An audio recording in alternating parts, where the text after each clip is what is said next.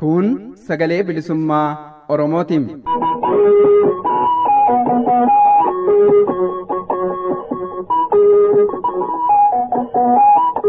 Sagaleen bilisummaa Oromoo dambalii gabaabaa meetir baandii 19 kiiloo heerzii 15,420 irratti jimaataa fi dilbata galgala sa'aatii 8 haga sa'aatii 8 walakkaatti afaan Oromootiin roobii ammoo galgala sa'aatii 8 haga sa'aatii 9tti afaan Oromootiin wal duraa duubaan qophiilee dabarsuu amma jalqabama.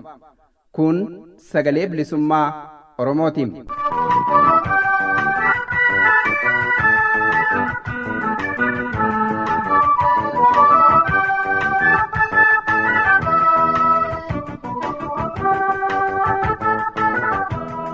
karaa raadiyoof toora intarneetaan kanneen nu hordoftan kabajamtootaaf jaallatamtoota sagalee bilisummaa Oromoo sagantaa afaan Oromoo akkam jirtu nageenyi keenya kabajaaf ulfinaa bakka jirtan cufatti sinaa dhaqqabu jechaa tartiiba qophiilee sagalee bilisummaa Oromoo sagantaa afaan Oromoo har'a isiniif dhiyaatuun isin beeksisa. Jalqabbii sagantaa keenyaarraa haga xumuraatti keessummeessuun kan isin faana turu Anayyaantu Bulchaati. Jalqabarra kan isiniif dhiyaatu oduudha. Oduuttaan seemmoo haala waliigala kibba bahaa Oromiyaa irratti ijoo dubbii adda bilisummaa Oromootu isiniif dhiyaata. Dhumarratti qophii mata dureen isaa impaayera humnaan jiraachisuu fi sabummaan ijaaramuu jibbuun balaa harkisuudha jedhutu gama keessaniin geenya. Haga xumura sagantaa keenyaatti nu faana akka taatan kabajaan isin afeeraa oduun kunooti.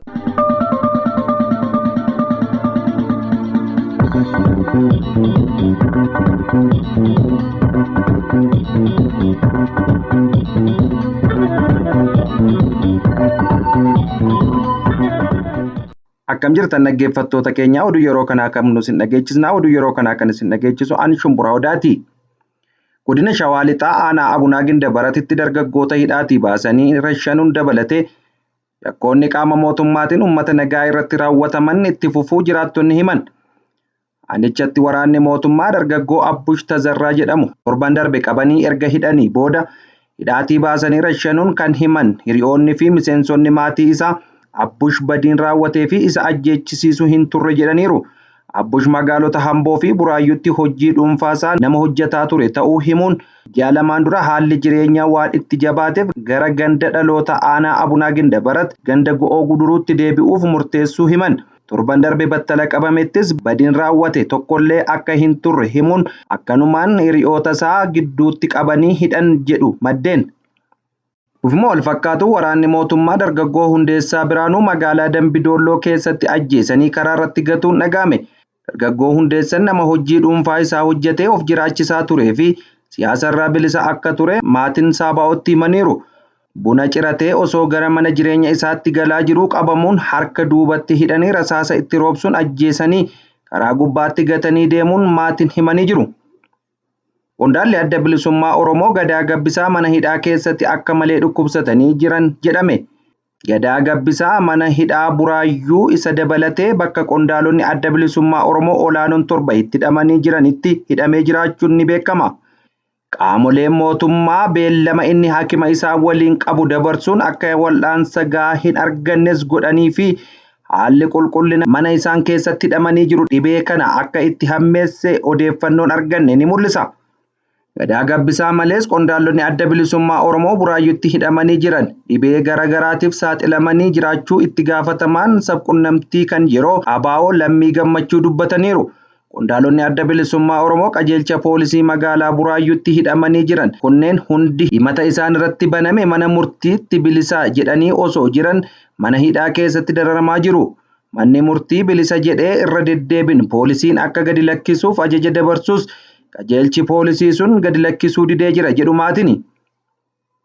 Piroojeektii Piiphin Marii fi hirmaannaa uummataan ala magaalaa haaraa Shaggar hundeessuu mormiin uummata irraa isa muddatuun itti fufeera.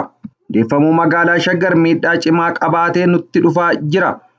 Mootummaan laficha barbaadee magaalicha hundeessaa jira malee nuuf yaadee miti jechuun jiraattonni magaalota Sandaafaa fi Caancoo Amajjii 7 2023 hiriira ba'uun balaaleffatanii sagalee diddaa dhageessisanii jiru. Godina addaa Oromiyaa naannawa Finfinnee jala kan turan gandoonni ona barra 13 tajaajila argachuuf Finfinnee keessa ba'anii gara magaalaa Fiichee akka deeman taasifamu mormiin amajjii 5,2023 hiriira mormii gaggeessanii jiru. Uummanni waa'ee hundeeffama magaalaa Shaggar homaa waan beeku hin qabnu jedhan namoonni hiriira irratti argaman. Karoorri kun marii malee murtaa'e. Dhimma kana osoo uummanni hin beekin mootummaan naannoo Oromiyaa murteessuun daba ni mormina jechuun yaada isaanii BBC'f kennaniiru. Kana duras jiraattonni ona sabbataa hawaas karoorri kun hawaasa rakkoo fi baasii dabalataaf kan saaxile jechuun hiriira ba'anii mormii qaban mul'isanii jiru. Gaaffii miseensota caffee Oromiyaa dabalatee xiinxaltoonni siyaasaa garaagaraan hundeeffamuu magaalaa Shaggar irratti ka'aa ture keessaa tokko caffeen Oromiyaa wixinee hundeeffama magaalichaa raggaasisuu osoo qabu dhoksaadhaan ta'e kan jedhudha. Miseensonni caffee kana dura BBC'n dubbise hawaasni dhimma hundeeffamuu magaalaa Shaggar irratti osoo hin mari'atin hojiitti galamuun isaa rakkoo iftoomina qaba jechuun dubbataniiru jechuun BBC'n gabaaseera. Abiyyi Ahmad mana hayyuu duree ABO deeme jechuun simbirtuu miidiyaa irratti oduun Dr. Tafarii Nuguseen darbee soba ta'uu ABO'n mirkaneeffate. Simbirtuu miidiyaa jedhamu irratti Dr. Tafarii Nugusee namni jedhamu oduu simbirtuu jechuun amajjii 7,2027 odeessa dabarsaa ture irratti muummichi ministeeraa Abiyyi Ahmad mana jireenya hayyuu duree ABO Jaal Daawud Ibsaa deemee waraana bilisummaa Oromoo waliin walitti nu araarsi jechuun poolisii federaalaan marfamee halkan sa'aatii 4 akka Itoophiyaatti mana hayyuu duree deeme jechuun oduu sobaa madda isaa hin keenye facaasee jira. Dr. Tafarii Nugusee namni jedhamu oduu maddi isaa hin beekamnee fi soba ta'e yeroo yeroon facaasaa kan oolu yoo ta'u oduu sobaa Abiyyi Ahmad mana hayyuu duree ABO Jaal Daawud Ibsaa halkan sa'aatii 4tti deeme jechuun kan inni odeesse soba ta'uu ABO'n mirkaneeffatee jira. Dr. Tafarii Nugusee simbirtuu miidiyaa jedhuun oduu sobaa facaasuun uummata burjaajessuu irraa akka of qusatu miseensi adda bilisummaa Oromoo hedduun isaanii dhaamanii jiru. Gaan kabajamtoota dhaggeeffattoota fi daawwattoota keenya oduun raadiyoo sagalee bilisummaa Oromoo har'aaf qabnu asirratti raawwannee jira. Qophiilee raadiyoo sagalee bilisummaa Oromoo biroo hafan waliin turtii gaarii isiniin jenna.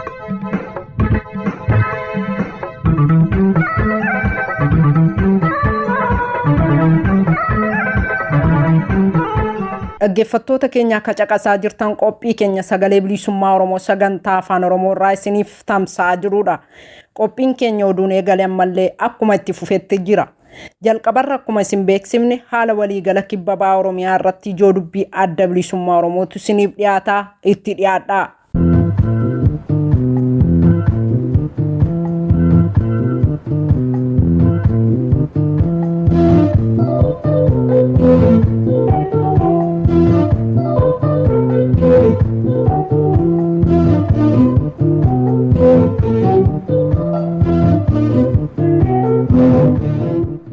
Kibba baha Oromiyaa godinoota Arsii lameen Arsii lixaa fi Arsii bahaa keessatti roorroo uummatarra gahaa jiru ilaalchisee ijoo dubbii adda bilisummaa Oromoo amajjii 7,2023.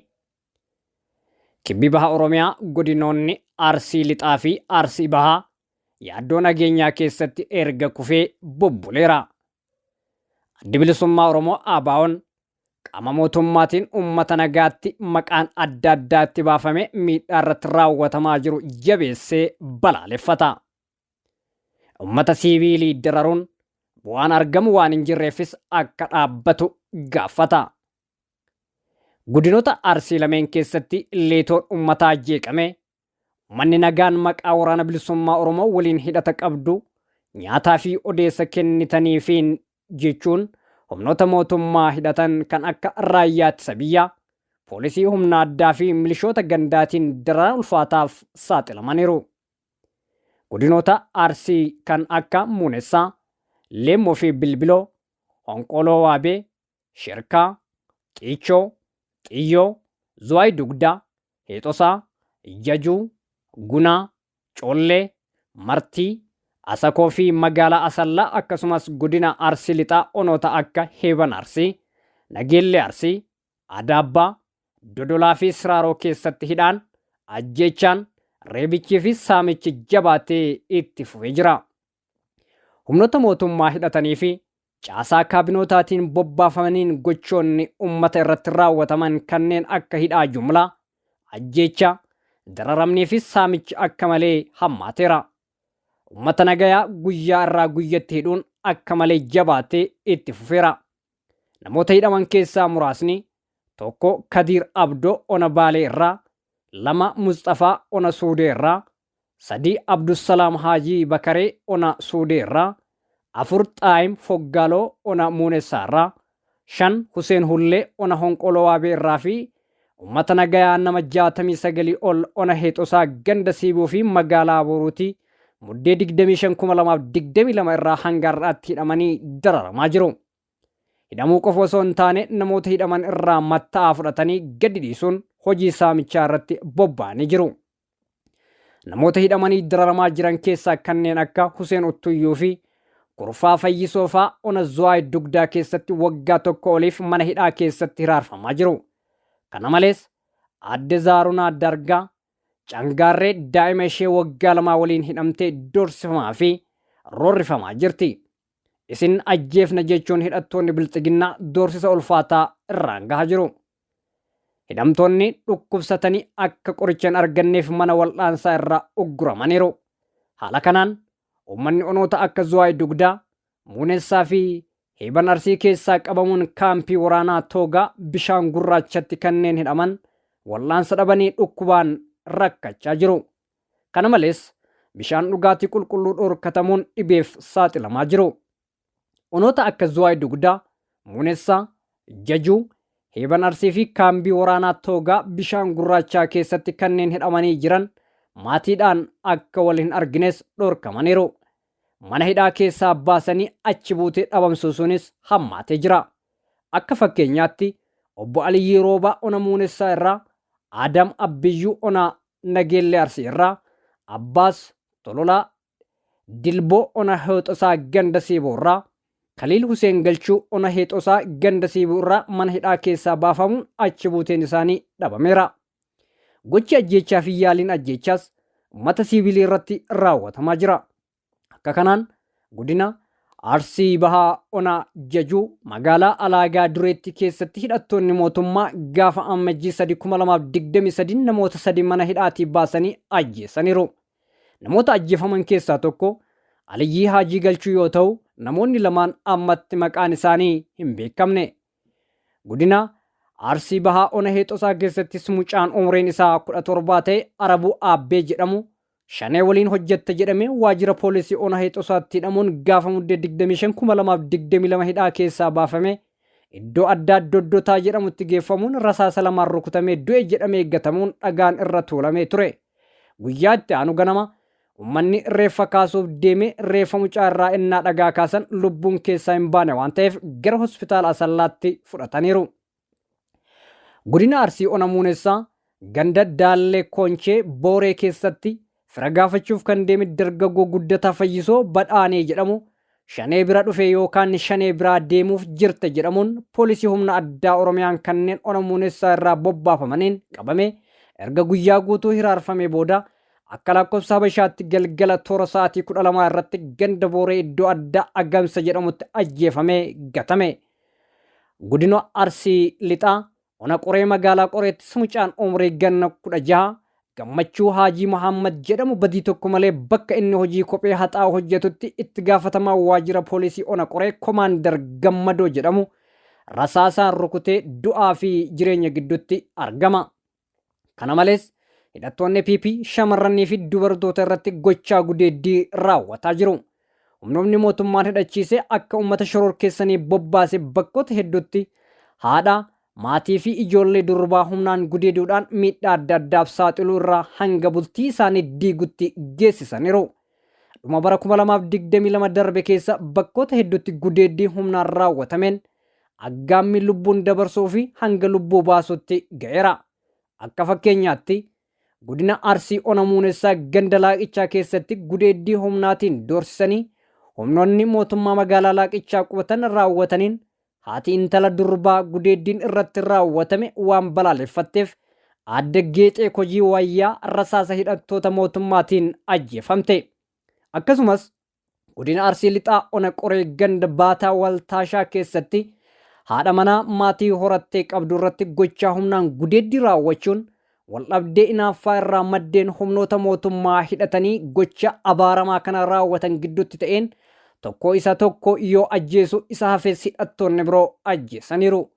Gochi kun itti fufuun godina Arsii Lixaa Ona Adaabbaa magaalaa Laajjoo Birbirsaa keessatti poolisoonni humna addaa Oromiyaa baay'inni isaanii 10 ta'an dabareedhaan haadhaa fi ijoollee durbaa lama kan umriin isaanii waggaa 12 fi waggaa 15 ta'an irratti gudeeddii humnaa raawwachuuf turan birmannaa ummataatiin fashaleera. Haalli kana fakkaatu gaafa muddee 27/2022 Aadde Buzee Abarraa fi ijoollee ishee Hannaa Sultaan umriin 15 fi Hawwii Sultaan umriin 12 irratti humnoonni mootummaa hidhatan halkan mana rukutanii seenuun tokko haadha kuffisee yoo qabatu isaan kaan ijoollee qabuuf osoo wixxifatanii mucaan durbaa tokko sagalee iyyaa dhageessifteen uummanni birmannaa godheen baraareera. Onootaa fi gandoota godinoota kanneen lamaan keessatti saamicha hidhattoota PPT'n raawwatamu jabaatee jira. Uummanni maqaa deeggarsa raayyaa ittisa biyyaa jedhamuun hiyyeessaa fi dureessa yookaan harka qalleessaa fi qabaataa jedhamee osoo addaan hin baafamne fedhii isaanii malee dirqamaan mataa nama tokkotti qarshii 1,500 hanga 2,000 ramaduun uummata saamanii hiyyoomsaa jiru. Kunis marsaa sadaffaaf uummata irraa dirqamaan guuramaa jira. Naannawa waraanni mootummaa qubattetti oomishni uummataa deeggarsa waraanaaf jedhamee guuramuun uummanni beelaaf saaxilamaa jira. Hoolaa, re'ee fi loon uummataa dirqamaan qalanii nyaatu. Namni wantoota armaan olii kana hin guunne yookaan hin dhiyeessine shanee yookaan deeggaraa shanee jedhamee reebama, ni doorsifama, hidhatti darbatama. Namoota mallaqa raayyaa ittisa biyyaaf jedhamee funaanamu hin kennin hafan qabeenya isaan qaban keessaa loon yookaan lafti caasaa gandaatiin gurgurame adabbii dabalatee waan barbaadan keessaa fudhachuun kan hafe ammoo kennamee fi hidhaa irraa gadi dhiifama. Namoonni motoraan daldalan maatii isaanii barsiisan jireenya maatii isaaniif asii fi achi socho'an waraana bilisummaa Oromoo feetanii deddeebitu jedhamanii sochii motoraa dhoowwamuun rakkoo jireenyaa keessatti kufaniiru. Namoota motoraallee ta'uuf jecha socho'an motorri harkaa fuudhamee gubamaa jira. Haala kanaan onoota akka Ajjee, Siraaroo fi Qoree keessatti motoroonni hedduun gubamaniiru. Baay'eenis caasaa mootummaatiin saamamanii fudhatamaa jiru. Onoota hunda keessattis haaluma wal fakkaatatu raawwatamaa jira. Maatii hidhamtoota irraa mallaqa guddaa fudhachuudhaan gadi dhiisu. Yoo fidhanis guyyaa muraasa booda namootuma mallaqa guddaa fudhatanii baasan kana deebisanii qabanii hidhu. Walumaa galatti onootaa fi godina Arsii Lixaa fi Arsii Bahaa keessatti hidhattoonni mootummaa PP dararaa akkaan ulfaataa ajjeechaa saamichaa fi hidhaa jumlaa uummata irratti raawwataa jiran. Addi bilisummaa Oromoo ABO'n gochoota farra uummataa ta'an kana cimsee balaaleffata. Uummata dararuu fi ajjeesuuttiin umrii aangoo dheereffachuu yaaluun amala abbaa irree ta'us uummanni roorroo manatti itti dhufte didee ofirraa falma malee barri cal'isanii roorrifamaa jiraatan dabreera. Injifannoo uummata bal'aaf adda bilisummaa Oromoo Ammajjii 7 2023 Finfinnee Oromiyaa.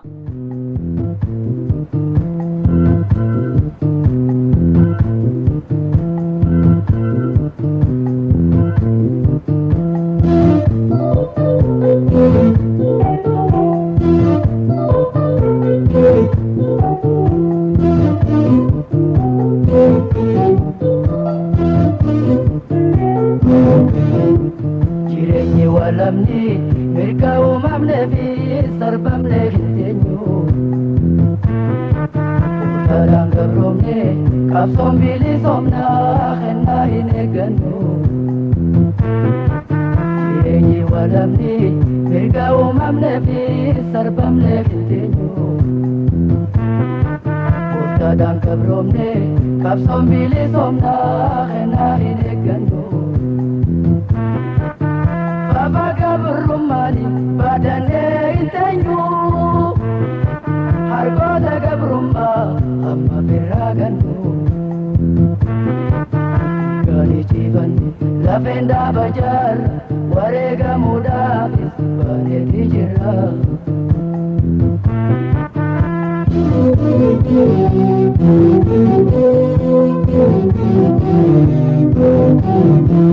Birkanna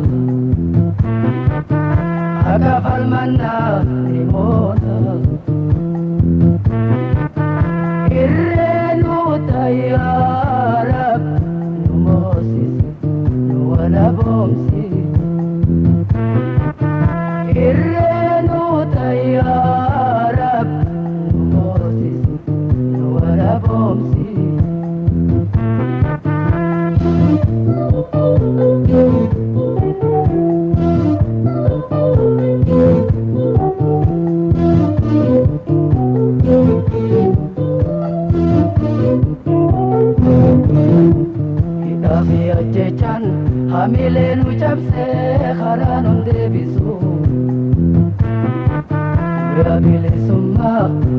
namaa ibsu falmata lakkisu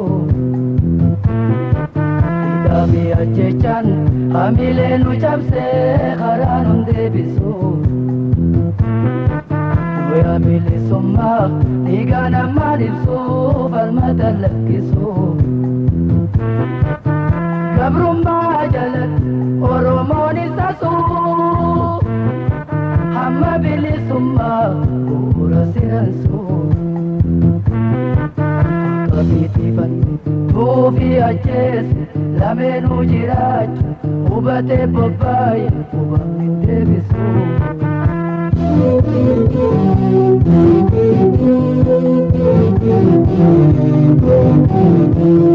hirkannaa haqa falmannaa ni moona irreenu tayyaara nu moosisi nu walaboomsi irreenu tayyaara nu moosisi nu walaboomsi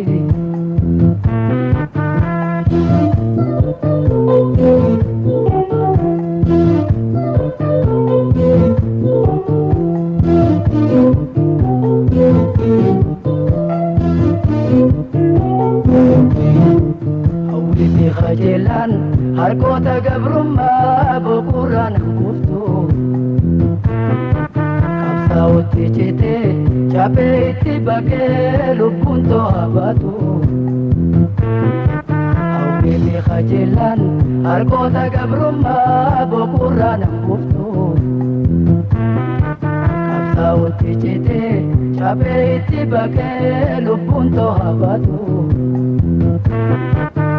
haram bilisummaa ibeedaan beeytaa takkee lubbuun ture gama tarkaanfataa karaa koo muradhe mudhii jabeeyfadhe hidhaa fi ajjechaan kuftuu lubbuu kootee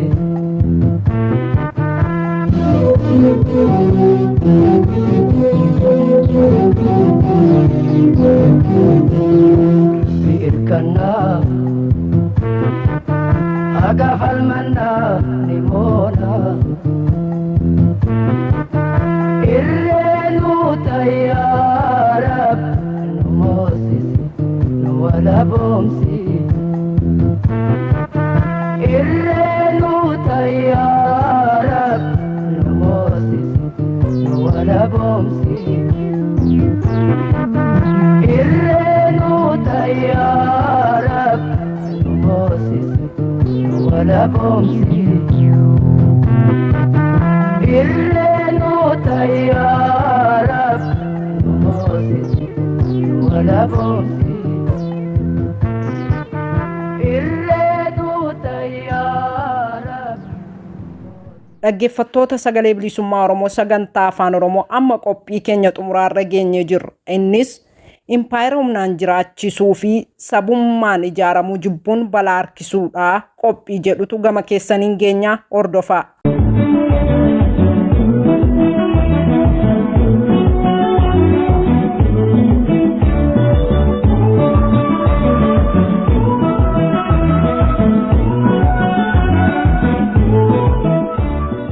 impaayera humnaan jiraachisuu fi sabummaan ijaaramuu jibbuun balaa harkisuudha. Mirga ummattootaa kabajuu dhabuu irraa mootummaan dargii maqaa tokkummaa Itiyoophiyaatiin Itiyoophiyaan haa dursitu dhaadannoo jedhuun waggoota 17 biyya goolee dhumarratti qabsoo sabootaan biyyee seene. Mootummaa waraanaa saniif itti jabduun biyyi humnaan ijaaramte waraanaan tursuu ture. Impaayerummaa ishee golguu fi biyya dimokiraatawaa ta'uu agarsiisuuf waaroo sooshaalummaa haguuge. Ilaalcha raggaafate saniinis tokkummaa impaayera Itiyoophiyaa waraanaan tiksuuf waadaa ofiif seeneen lola labsee waggoota dheeraaf lolee ofiifuu lolaan dhabame. Impaayera Itiyoophiyaa ilmaan dhaalsisuuf yaades hin tikfamin hafee kufaatii mootummaa waraanaan boqonnaan sun qadaadame. bara bittaa abbaa irree dargii of booda deebisuun haala alas ture wayita ilaalamu kaayyoon mootummaa waraanaa sanaa maqaa tokkummaa walqixxummaa fi dimokiraasiin olaantummaa nafxanyaa jireessuu fi tiksuu akka ta'e irraa hubatama. Walqixxummaan akka mirkaneeffametti dhihee bari'u bara sana lallabamaa ture. Uummattoota ittiin kijibuu fi gowwoomsuu akeekkatee malee hojiin kan mirkaneeffame kan sana irraa addaati. Sirni siyaasaa wayita sanitti diriirfames abbaa irrummaa gadi dhaabe uummattoota gaaffii mirgaa qaban ukkaamsee mirga mataa mataa fi gurmuu guutummaatti haqe. Mootummaan waraanaa sun mirga uummattootaa humna waraanaa yookiin afaan qawween ukkaamsuuf tattaafatullee uummattoonni mirga dhaban gaafatuun fedha isaanii waan ta'eef kaayyoo mootummaa dargii lagatanii qabsoo bilisummaa fi dimokiraasii deeggaruun mootummaa abbaa irree hundeen buqqisan. Mootummaa waraanaa dargiin booda murni aangootti ol bahe wayyaanee TPLF EPRDF jijjiirama uummattootni barbaadanii fi fedhan nan argamsiisa jedhee kakate. Olee osoo hin bulle kan uummattootaan hubatame garuu akeekaa fi galiin garee kanaa kan mootummaa isa duraa ture irraa guddoo kan hin fagaanne ta'u ture. Garaagarummaan mootummoota humnaan aangootti dhufan lameen gidduu ture. Akkaataa ittiin impaayera Itoophiyaa tiksan irratti tooftaa fi imaammata raggaafatan irratti qofa. Mootummaan dargii impaayera Itoophiyaa waaroo soshaalummaan haguuguun tiksuu fi tursuu hoggaa tattaafatu. Mootummaan wayyaanee ammoo maqaa dimokiraasii warraaqsaa yookiin mootummaa misoomaa jedhuun jireessuuf tattaafate. Mootummaan wayyaanee EPRDF bifa kanaan dimokiraasiin kakachaa mootummaa misoomaa of godhee ittiin hawwannoo uummataa fi addunyaa argachuuf waggoota 27f shira irratti shiraa jiraate. Deemsa kana keessatti impaayirettii keessatti gaaffii mirga dimokiraasii fi mirga abbaa biyyummaa fi kabajamuu mirga dhala namaa uummattoota gaafatan irratti yakka gurguddaa nam tokkee fi akka sabaatti namootaa fi uummattoota irratti raawwateera. Hidhanii dararuu hanga ajjeesanii gatuutti lubbuu namaa balleesseera. Qabeenyaa hedduu saameera. Addatti uummata gaaffii bilisummaa fi mirga abbaa biyyummaa Oromoo ukkaamsuu fi deemsa qabsoo bilisummaa Oromoo if booda deebisuu irratti akeekkatuun miidhaan saba Oromoo irraan gahe guddaadha. Haa ta'u malee roorroon diddaa caalu babal'isuu fi hammeessuun qabsoon Oromoo daran jabaachaa sochiin barattootaa fi qeerroo Oromoos daran cimaa gara warraaqsaatti jijjiiramuun bara 2018 EPRDF keessatti jijjiirraan gatate akka dhalatuu fi TPLF gara Maqaleetti akka galtu taasiseera. Kana keessatti hirmaannaan qabsoo sabaaf sablammoota biyyattii biroos guddaa ture.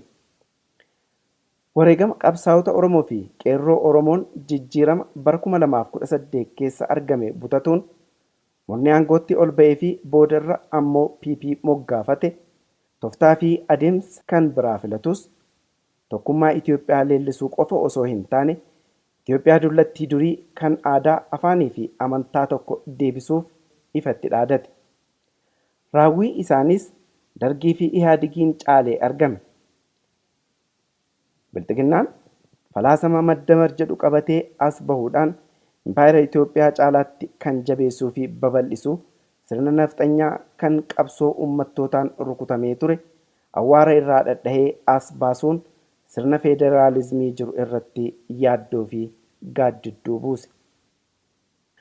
Warra sabummaan ijaaramanii gaaffii bilisummaa fi mirga abbaa biyyummaaf qabsaa'an xiqqeessuu fi itti qoosuu bira darbee irratti duuluutti ce'e. Gaaffiin keessan gaaffii yeroon itti darbeedha. Waa'ee bilisummaa fi abbaa biyyummaa waan mirga hiree murteeffannaa dhiisaatii falaasama maddamarii irra bu'aa waliin Itoophiyaa bakka ishee duriitti deebisne jechuun akkuma bittoota darbanii gaaffii polotikaa saba Oromoo fi kan saboota kaanii ukkaamsuu darbees balleessuuf irratti duuluu filate. Jaarmaa nafxanyootaa sabummaa mormanii fi ofiif ammoo saba keessaa dhalataniif abukaatoo dhaabbatan firoomfatuu fi sirnicha keessatti akka hidda jabeeffatan gochuun waloomaan Oromoo fi warra Oromoo fakkaatan mirga isaaniif qabsaa'an irratti karaa hundaan duuluu irratti argama. Kanaaf Biltsiginnaa fi Oromoo gidduu, Biltsiginnaa fi sabaaf sablammoota kaan gidduu hariiroon jiru boora'aadha. Biyyattii guutuu keessatti sagalee rasaasaatu dhaga'ama. Oromiyaa ammoo ibiddatu keessaa boba'a. Har'a sabootaa fi uummattoota biyyattii keessaa kan PP dura hin dhaabbannee fi hin mormine yoo jiraatan kanneen sirna Biltsiginnaa diriirsame irraa bu'aa argataa jiran qofa. Kanneeniin alatti kan jiran hundi mirga isaaniif falmaatti jiran. Oromiyaa dabalatee mormiilee fi tarkaanfileen uummattootaan bulchiinsa naannolee adda addaa keessatti fudhatamaa jiran kanaaf ragaa ta'u. Yeroon isaa gabaabbatus dheeratus gaaffiin sabootaa fi uummattootaa hanga deebii quubsaa fi qajeelaa hin argannetti kan jabaataa fi finiinaa deemu ta'uu isaatiif kun ragaa ta'a. Har'a uummanni kamiyyuu tokkummaa dharaa fi kijibaan sadarkaa hin sobamne dhaqqabee jira. Uummattoonni haqa isaanii barbaadan shiraa fi daba maqaa tokkummaa, madda marii fi badhaadhina jedhuun hojjetamu adda baafatuun isaan hin dhibu. Eenyu haqaaf dhaabbate? Eenyu bittaa fi hacuuccaa itti fufsiisuuf? Bittaa sirna impaayera duraanii deebisuuf jecha dharaan lallaba.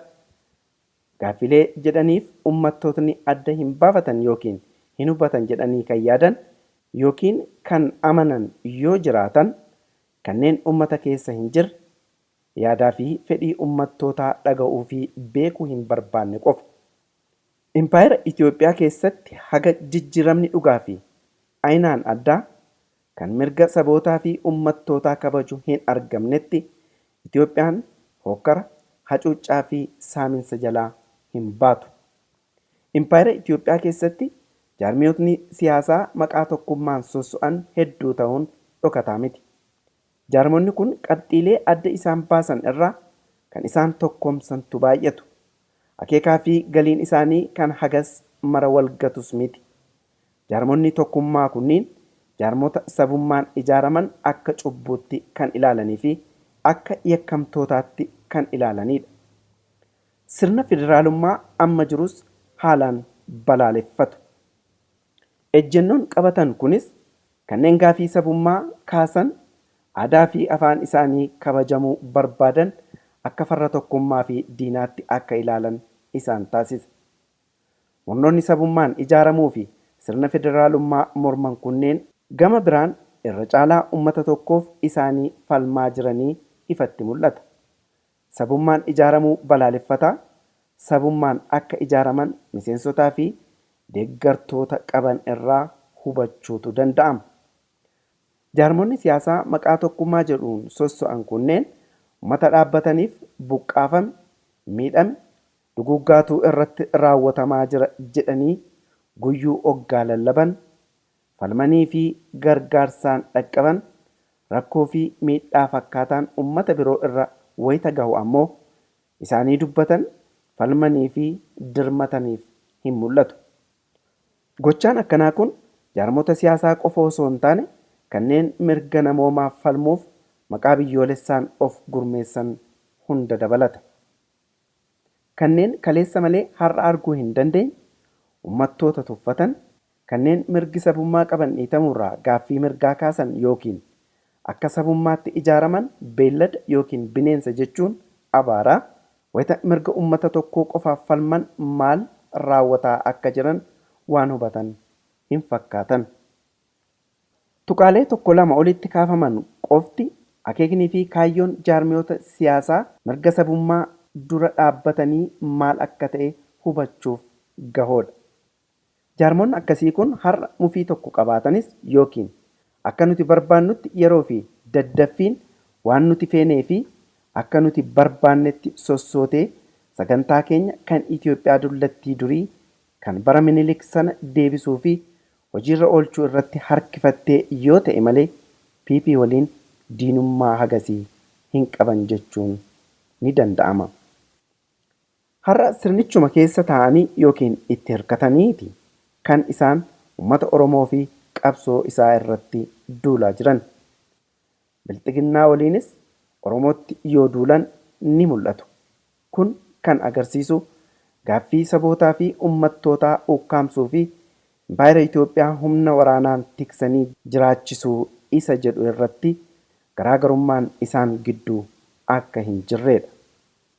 Mootummaan PPs ta'ee nafxanyoonni maqaa tokkummaan gulufan uummattootaa fi jaarmota sabummaan ijaaramanii fi mirga isaaniif falmaa jiran irratti duuluun humna afaan qawween Impaayera Itoophiyaa jiraachisuu fi Itoophiyaa dullatti deebisuuf abbaluun akkuma argamaa jiru biyyattii keessatti lola babal'isuu, dhumaatii hammeessuu, deegaa fi hiyyummaan daran akka babal'atu gochuu yoo ta'e malee furmaata hin fidu. Furmaanni Impaayera Itoophiyaa humnaan jiraachisuuf waraana labsuu fi siyaasa geggeessuu osoo hin taane fedhiin uummataa gaafatamuu fi gaaffii isaaniif deebii kennuudha.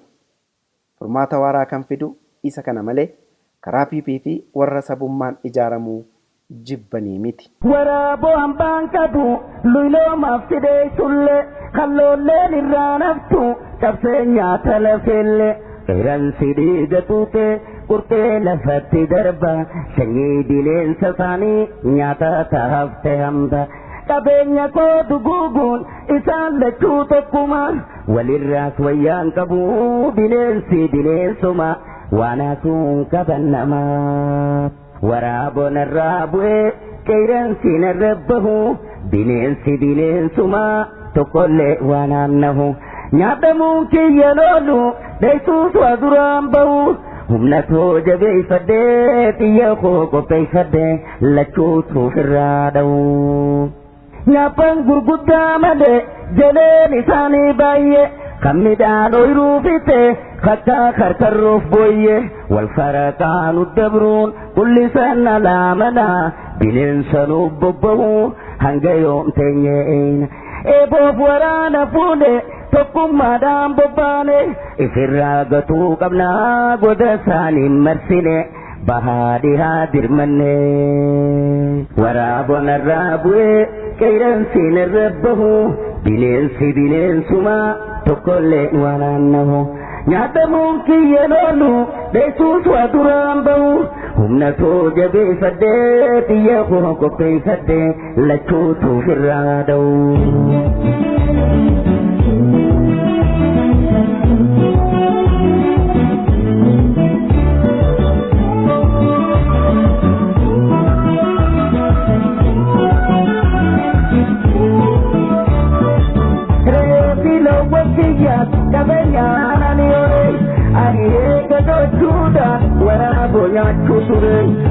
Sirraa hambisnaa qabsoodhaan sirraa mure kan dhiiga tuutu dhufe qeeransaa natti dabre osoo sirreebaa jiru kanaaf sodaaree lammaffana nyaachuudhaaf waraaboo lafaa ta'e karaan toogee ta'e.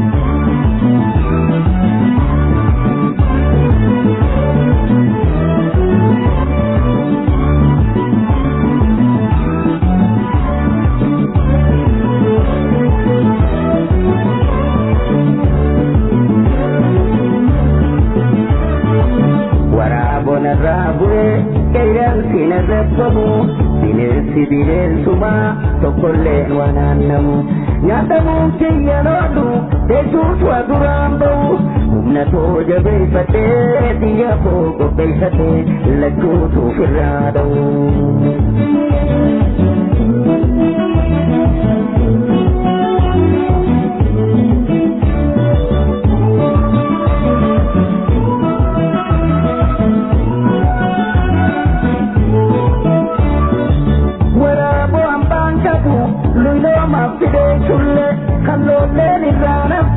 Cabsenya kalafelle qeeransi dhiiga tuute qurxee lafatti darba sanyii bineensa isaanii nyaata taafte hamba qabeenya koo duguuguun isaan lachuu tokkuma walirraas wayyaan qabu bineensi bineensuma waan hafuun qaban namaa.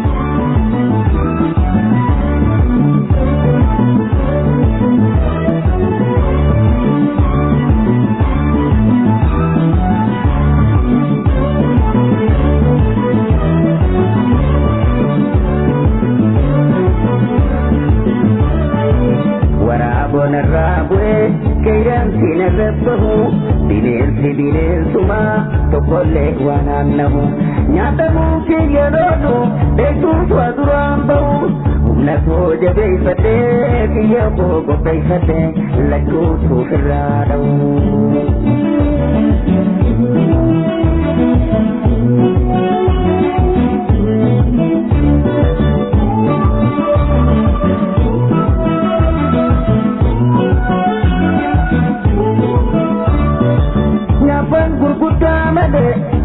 Lisani baye kamida no rubite kaka karkaru boye wal faraganu sabrun kulli sanna mada biden sanu bobo hangayon teye e boborana fude toku madam bobale ifiraga tu namna godasani masile bahadi hadir manne.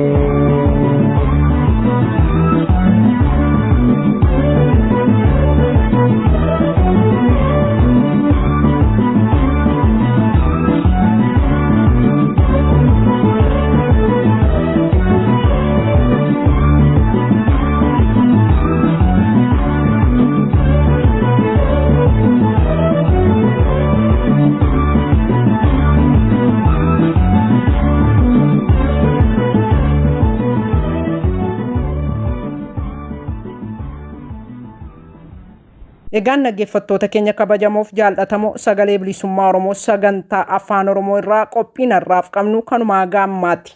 Jalqabbii sagantaa keenyaa irraa haga xumuraatti turtiin ufaana taasistaniif ulfaadhaa isiniin jechaa sagantaa keenya roobii dhufuutiin haga walitti deebinutti nagaaf fayyaa keessanuuf jiraadhaa. Injifannoo uummata Oromoof.